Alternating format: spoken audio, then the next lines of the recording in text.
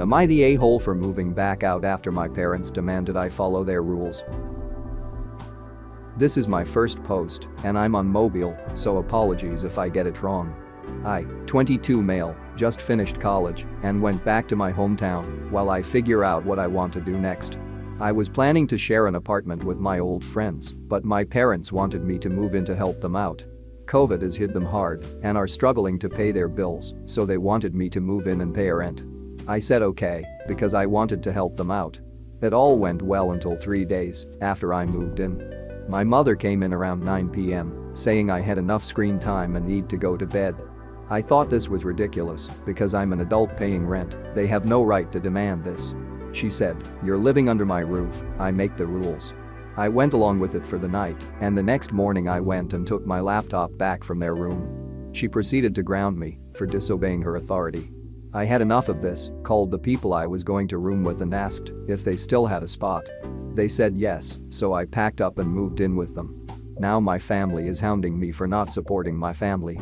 Edit 1, hello. When I posted this, it says it was removed, so I just left it. I went on the sub yesterday and saw that this actually went through. I'm going to go and respond to comments now. Here are some comments. NTA.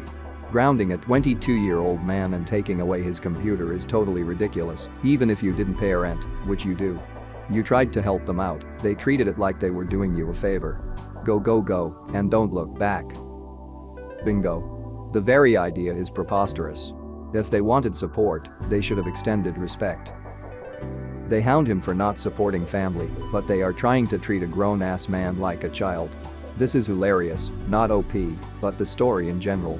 I can't imagine being grounded while helping the folks out by paying rent. Am I the a-hole for not following the rules of the Neighborhood Homeowners Association, even though I live in the neighborhood, but am not a member? Neighbors in a homeowners association have issues that I don't follow the HOA rules, so the neighbors called me an asshole today. I bought a house 5 years ago that a real estate company built on speculation. Mine was the first house in a planned subdivision that they were going to build one house at a time, or as people bought the individual tracts of land. The area kind of hit a boom period, and the other surrounding houses went up quick. In my contract to purchase my home there was no homeowners association, and because I was here first, I don't have to join any if the other neighbors decide to create. I'm grandfathered in is what it says in my contract. They all seem to forget this, though, and continually try to give me HOA fines for breaking the rules of the HOA. This has ranged from days I have things delivered to my home, Amazon deliveries on Sundays, to when I cut my grass to me having vehicles parked in my yard, and they aren't happy I own an extra tract of land because I bought two to have a bigger yard so I could build a shooting range. I live in the South, this is not that uncommon. The recent event, though, that led to them calling me an asshole as they came over to ask me to remove the eyesore in front of my garage. Now my home faces the road, not anyone else's house, so they do to stare at my garage, but apparently, they still don't like it. I run a small hobby business of doing woodworking projects, and I have a shelf outside my garage door full of various pieces of treated lumber that I may use one day. It's not the neatest and cleanest area, but it's not a disheveled mess either. So, I told them, if they lightened up and just left me alone about all the other stuff, I'd consider moving my wood pile if it bothered them so much. They proceeded to tell me that I needed to address all the HOA issues and take care of the wood pile, along with stopping any deliveries on Sundays and getting my other truck out of my yard. They handed me what basically amounts to a ticket, and I trashed it and told them to get the F off my property. They called me an asshole for my unreasonable behavior and told me they'd be back. Get it. Thanks everyone for the feedback. I've been in contact with a real estate attorney about deed and whether or not they can still attempt to legally enforce anything. Also, I've contacted one on creating a cease and desist. I do have cameras on my property. Edit. The vehicle in the yard is just one, and it's not an abandoned wreck, it's a fairly new truck that I use mostly on weekends. It sits there so I can get my other vehicles out easier. I do move it when I mow, so it's just sitting there beside my driveway. Here are some comments. NTA, is there any way to get a sort of restraining order on the HOA? Not the people per se, the entity itself. Or a cease and desist maybe. But I would totally do that if it were me. I think you can cease and desist.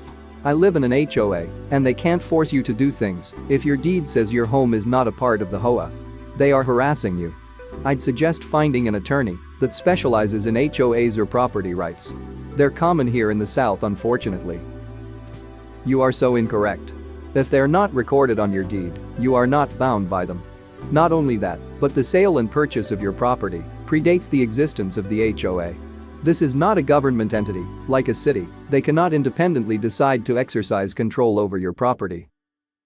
You definitely need to consult an attorney and have a cease and desist along with a restraining order issued against the HOA.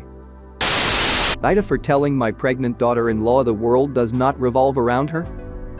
I, 54, and my husband, Rick, 57 male, have 3 kids. The oldest, Kurt, 29 male, is married to Becky, 28 female. She is normally a good daughter-in-law, and I try to be a good mother-in-law. We have had a pretty good relationship through the years. Issues have only popped up in the last few months since they are now expecting a baby in November. It is relevant to this situation that Kurt is technically my stepson, but I am the only mother he has known. Becky is becoming increasingly difficult. She expects everyone to bend to her will because she is pregnant or because she is the mother of our grandchild. Recently, Rick and Kurt were talking about our finances, and Becky started making suggestions about what money we should start saving for our grandbaby. That same day, I served lunch. I made chicken for Becky because she isn't eating cold cuts. She made a few comments about the cold cuts that she didn't have to eat. She also made a few comments about the wine we served. She does not want Kurt drinking while she is pregnant, but he didn't agree to this. My husband and I have a second home that we just redid, knocked down the original. The new home has 3 floors, first bedrooms hangout space, second middle living and master, third bedrooms. This had been in the works for years, so our kids are very excited to all go this summer. We are all set to go for our first trip in July. The issue that came up is that my 2 other kids, Tim and Cassie, 23 male, 21 female, plan to have fun on this trip, which includes having some friends to the house a few times, amusement park, scuba diving, going out. When Becky and Kurt were over last weekend, T and C were talking about their plans, and Becky got upset saying that because she is pregnant, this trip shouldn't be all about drinking. It's not, but we aren't banning alcohol from the house. She also said that next year's trip will not include any get-togethers because she will have a small child. Tim just told her not to worry because she doesn't have to participate in any of the fun. Becky called me and said that she was upset about the plans.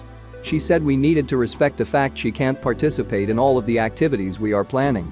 I told her that there were plenty of things she can participate in and not worry about what the other kids were doing. She then said she really thinks I should limit the drinking and parties.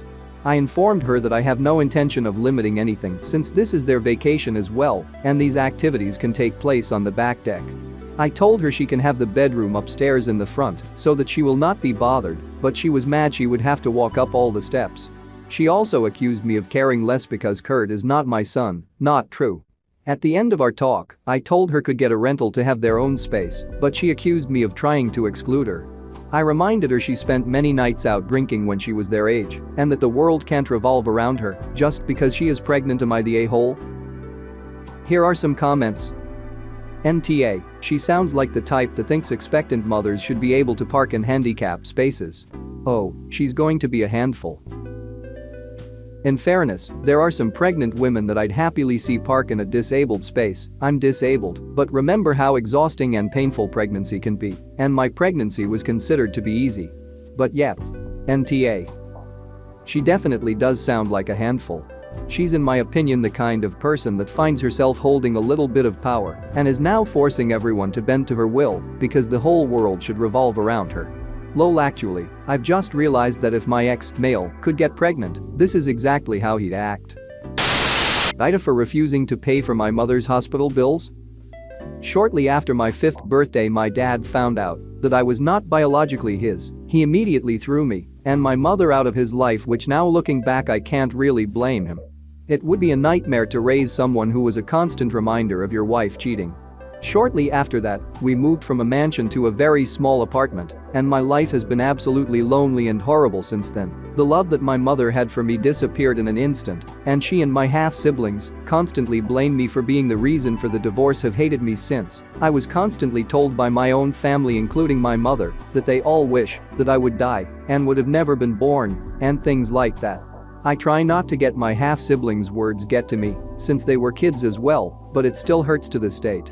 My mother married my stepdad when I was 10, and he and his kids, my step-siblings, have made it very clear they didn't like me, and things got even worse. I was given the smallest room, no new clothes or things, and constantly ignored, if not being bullied by my family. Both my step-family and half-siblings went on great and fantastic trips and were given all the latest gadgets and everything as well, while I was left behind. It actually came to the point where no one had wished me even a happy birthday since I was 8 years old. I had no friends at school as well. I was that quiet kid who was always isolated and left out of everything. I, 27 now, managed to get a full ride to Dream College and am now financially quite secure. I now have very good friend and an amazing fiancé with whom I have a 3-year-old son, and her family has adopted me as one of their own. My finance also convinced me to go to therapy, for which I am very grateful as well, and I am basically doing great in life and have moved past everything. Recently my mother contacted me a few days ago saying she needed my help, money actually, because she has cancer, and I firmly but politely refused her, saying that, while I sympathize with her situation, it is not my responsibility and she should lose my number and never contact me again. I am now hounded by my step-family and even my half-siblings that I shouldn't refuse, and my response was pretty much the same and have blocked them as well.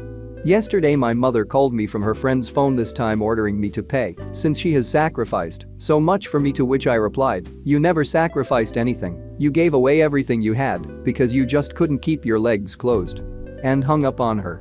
I have blocked them all and now just keep receiving messages calling me an asshole among other things from new numbers, which I promptly block, but now occasionally I feel quite guilty. What my mother did was horrible, yes, but no one deserves to die for such things.